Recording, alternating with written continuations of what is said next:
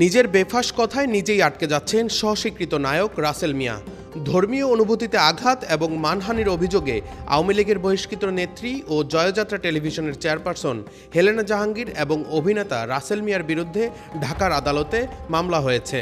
মামলার এজাহারে উল্লেখ করা হয়, অভিনেতা রাসেল মিয়া নিজেকে চিত্রনায়ক এবং হেলেনা জাহাঙ্গীরকে তার কথিত বোন বলে পরিচয় দেন।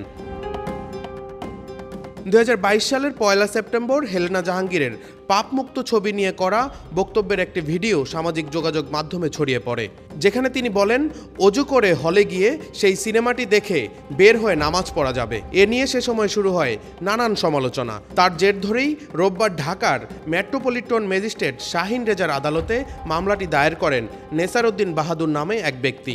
অভিযোগকারীর মতে এ ধরনের বক্তব্য ইসলাম ধর্মাবলম্বী মানুষের ধর্মীয় অনুভূতিতে আঘাত হানে এবং অত্যন্ত অপমানজনকও। এই ঘটনায় মামলার বাদী নেসার উদ্দিন গণমাধ্যমকে বলেন, হেলেনা জাহাঙ্গীর ও রাসেল মিয়া সুপরিকল্পিতভাবে ধর্মীয় অনুভূতিতে আঘাত করেছেন এবং ইসলাম ধর্মাবলম্বীদের মধ্যে বিশৃঙ্খলা সৃষ্টির উদ্দেশ্য নিয়ে কাজ করছেন। তবে সমালোচিত এই সিনেমা মুক্তি পেলেও তেমন সাড়া ফেলতে পারেনি দর্শক মহলে। Desk report, metro TV.